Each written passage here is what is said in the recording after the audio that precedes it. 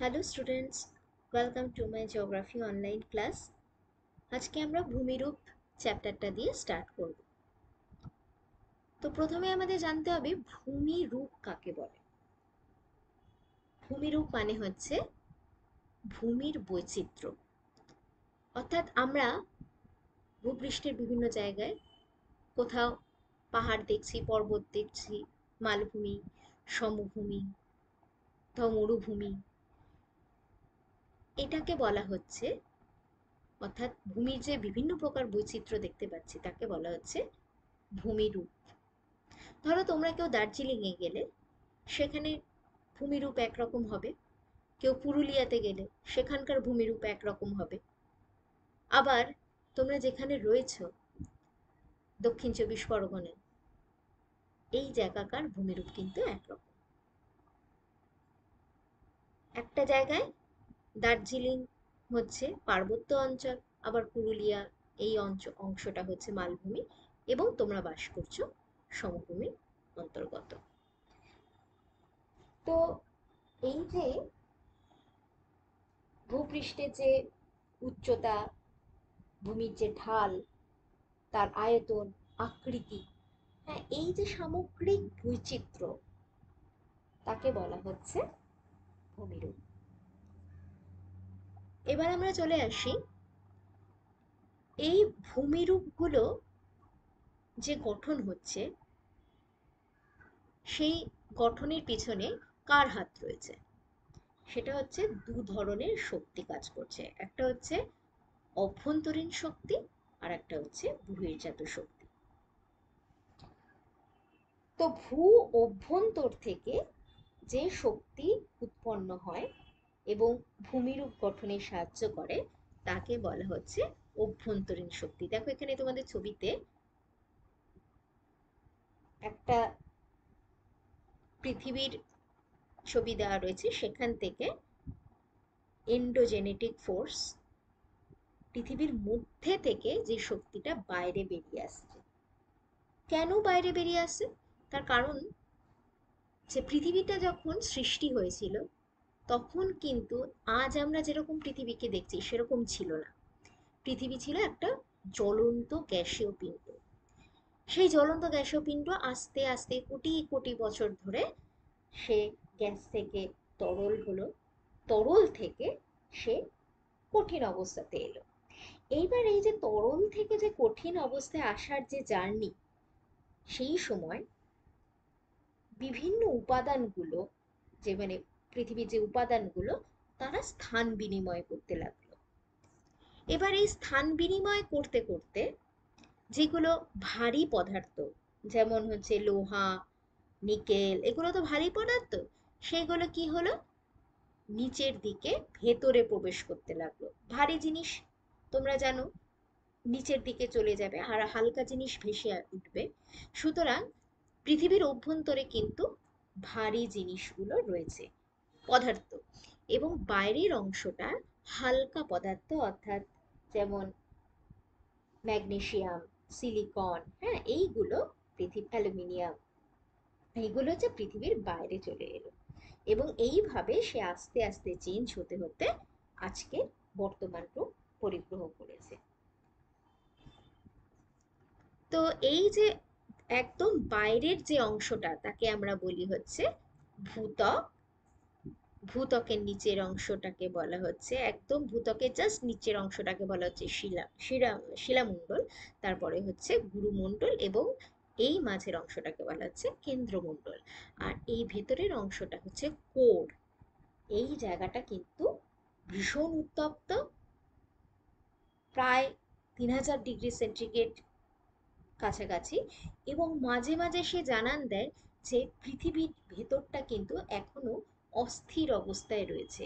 এই উত্তাপ সেটা বাইরে বেরিয়ে আসার চেষ্টা করে, কোনো ফাটল বা কিছু পেলেই, সেখানে উইক পয়েন্ট পেলেই সেই বাইরে আসার চেষ্টা করে, এবং যেগুলো আমরা ফলশ্রুতি হিসাবে দেখি অগ্নুৎগম হচ্ছে। তো এই যে অগ্নুৎগম হলো, এইটা কিন্তু হচ্ছে অভ্যন্তরীণ শক্তির প্রভাবে। অর্থাৎ ভেতরের যে চাপ, তাপ এত বেশি, সেইগুলো কি হয়, মাঝে মাঝে সে কোনো ফাটল বা ছিদ্রপথ দিয়ে কিন্তু বাইরে বেরিয়ে আসার চেষ্টা করে, ফোর্সটাকে বাইরে বের করে। তো এটাকে বলা হচ্ছে অভ্যন্তরীণ শক্তি। তো অভ্যন্তরীণ শক্তির প্রভাবে কিন্তু বিভিন্ন রকম এই পর্বত, মালভূমি, সমভূমি এইগুলো গঠিত হয়। এখানে দেখছো যে পর্বত, মালভূমি, সমভূমি এইগুলো হচ্ছে সমস্তটাই অভ্যন্তরীণ শক্তির প্রভাবে গঠিত হচ্ছে। নেক্সট আমরা চলে আসি বহির্জাত শক্তি। বহির্জাত শক্তি কাকে বলে?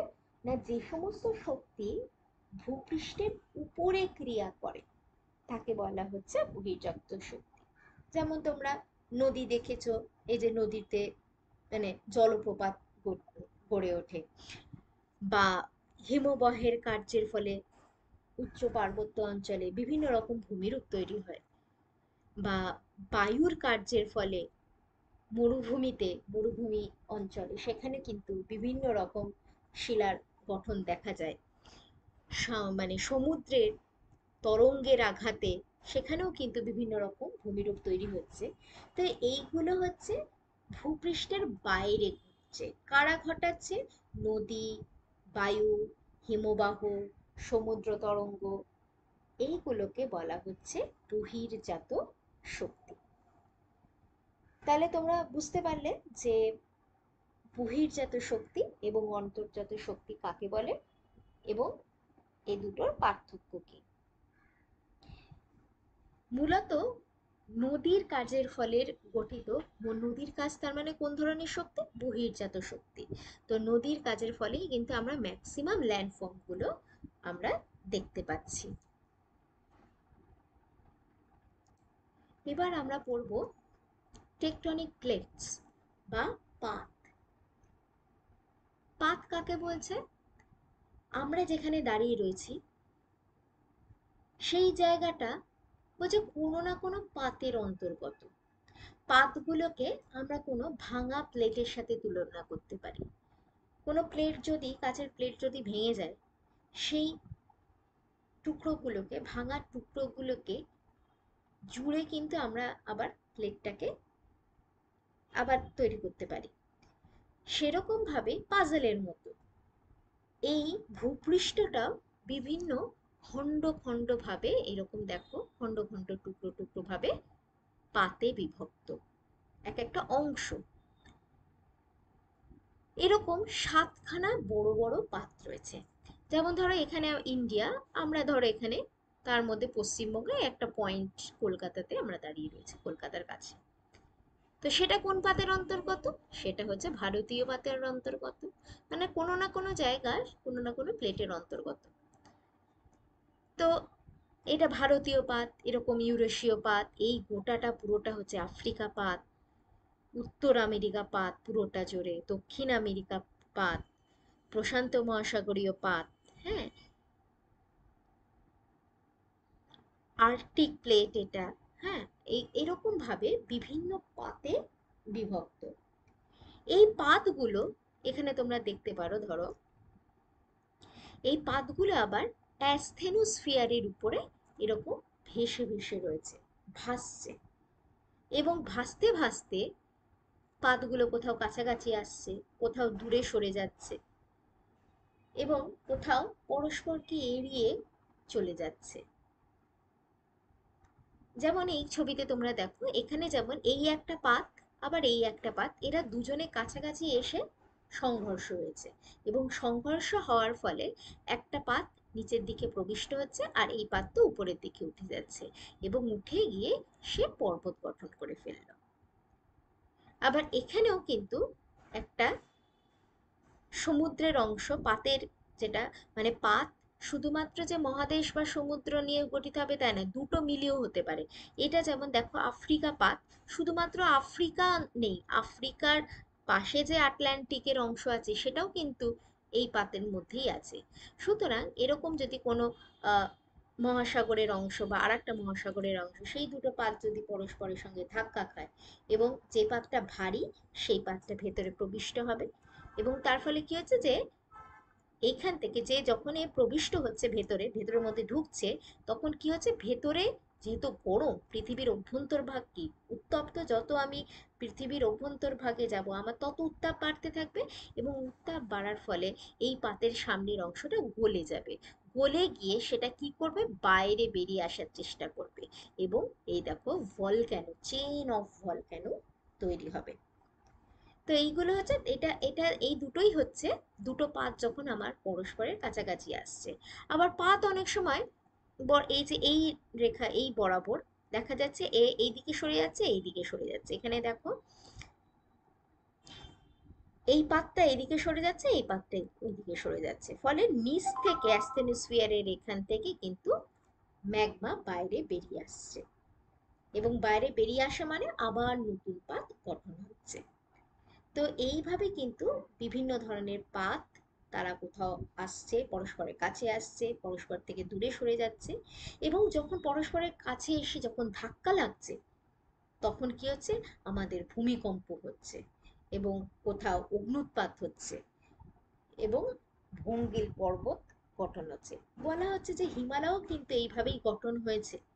এই যে হিমালয়, যে ভারতীয় পাত এখানে হিমালয় রয়েছে, হিমালয়টাও কিন্তু এই যে দেখো এখানে ইউরেশীয় পাত রয়েছে, এখানে ভারতীয় পাত, এই দুটো পাতের সংঘর্ষে ধাক্কা লাগার ফলে কিন্তু হিমালয় পর্বত, হুঙ্গিল পর্বত তৈরি হয়েছে ভাঁজকে। সেটা আমি আসছি পরবর্তী। তার মানে বুঝতেই পারছো আমরা কিন্তু স্থির নই। তার মানে আমরা যে পাতে রয়েছি সেই পাতটাও কিন্তু চলছে, মানে নড়াচড়া করছে কার উপরে, অ্যাসথেনোস্ফিয়ারের উপরে। অ্যাসথেনোস্ফিয়ার দেখো এই যে অরেঞ্জ কালারের এই অংশটা, এটা কিন্তু একটা জেলির মতো অংশ, থকথকে পদার্থ, যার উপরে পাতগুলো ভেসে বেড়াচ্ছে। তো এই যে পাহাড় পর্বত, মালভূমি, সমভূমি, এইগুলো যে তৈরি হচ্ছে সবই কিন্তু এই পাতগুলো সঞ্চালনের ফলে, কোথাও ধাক্কা লাগছে, কোথাও সরে যাচ্ছে, এর ফলেই হচ্ছে। তো এইগুলো কিন্তু সমস্তটাই অভ্যন্তরীণ শক্তির প্রভাবে হচ্ছে।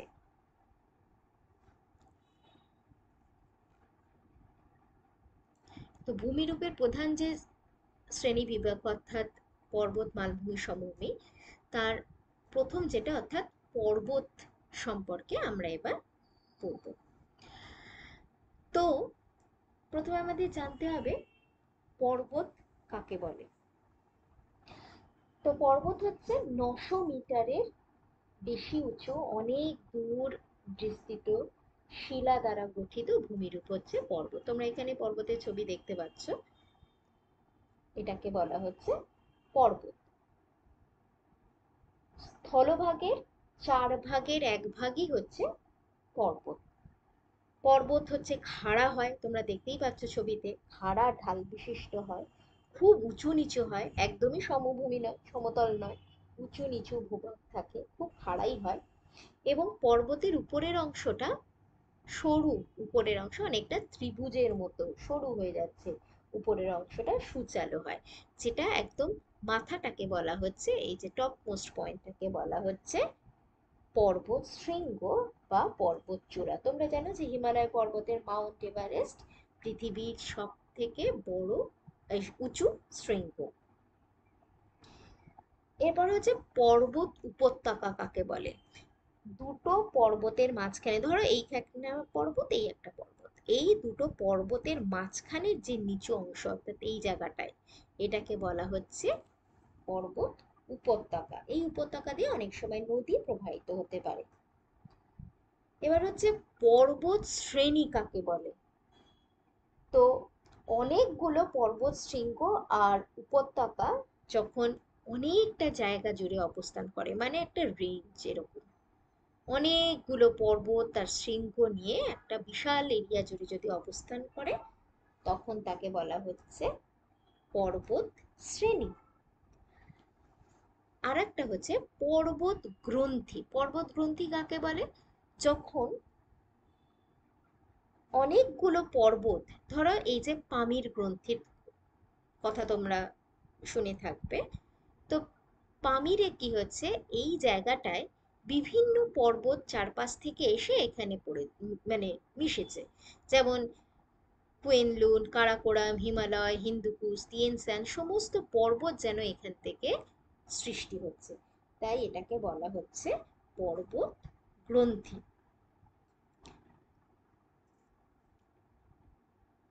এরপরে আমরা চলে আসি ভঙ্গিল পর্বত। পর্বতের পর্বতগুলোকে আমরা কয়েকটা ভাগে ভাগ করি। প্রধানত তোমাদের বইতে 3 রকমের ভাগ আছে, কিন্তু মেনলি 4 রকম হয়। একটা হচ্ছে ভঙ্গিল পর্বত, তারপর স্তূপ পর্বত, আগ্নেয় পর্বত এবং ক্ষয়জাত পর্বত। ক্ষয়জাত পর্বতটা তোমাদের বইতে নেই, তোমাদের বইতে 3টে টাইপের কথা দেওয়া রয়েছে। তো ফার্স্ট টাইপটা হচ্ছে ভঙ্গিল পর্বত। ভঙ্গিল পর্বত ইংলিশে বলা হচ্ছে ফোল্ড মাউন্টেন। ফোল্ড মানে হচ্ছে ভাঁজ, ভাঁজ থেকে এসছে ভঙ্গিল। এখানে দেখো তোমাদের বোঝার সুবিধার জন্য এখানে দুটো বক্স দেওয়া রয়েছে, মাঝে কতগুলো ট্রাভেল এখানে আমি সমান করে রেখেছি। এবার যদি দুটো বক্সকে আমি পাশ থেকে চাপ দিই, ধরো একে পাশ থেকে চাপ দিলাম, এখান থেকে পাশ থেকে চাপ দিলাম, সেটা কি হচ্ছে, ভাঁজ হয়ে যাবে। এবং দেখো অনেকটা পর্বতের মতো কিন্তু হচ্ছে উঁচু নিচু উঁচু নিচু এইভাবে পর্বতের মতো ভাঁজ হয়েছে। তাহলে এটাকে বলা হচ্ছে ভাঁজ থেকে ভঙ্গিল পর্বত। এই দেখো এখানে ভঙ্গিল পর্বতের একটা ছবি দেওয়া রয়েছে। এখানে কিন্তু স্পষ্ট ভাঁজটা কিন্তু এরকম করে বোঝা যাচ্ছে যে সেটা দুটো পাতের ধাক্কার ফলে ভাঁজ খেয়ে ভঙ্গিল পর্বত তৈরি হয়েছে। এরকম পৃথিবীতে অনেক ভঙ্গিল পর্বত রয়েছে, যেমন হচ্ছে এশিয়াতে রয়েছে হিমালয়, হিমালয়কে নবীন ভঙ্গিল পর্বত বলা হয়। তারপরে দেখো আল্পস, এখানে হচ্ছে রকি, উত্তর আমেরিকার রকি, ইউরোপের আল্পস, দক্ষিণ আমেরিকার হচ্ছে আন্দিজ, আফ্রিকার হচ্ছে অ্যাটলাস। এইগুলো হচ্ছে সবই ভঙ্গিল পর্বতের উদাহরণ সারা পৃথিবীতে।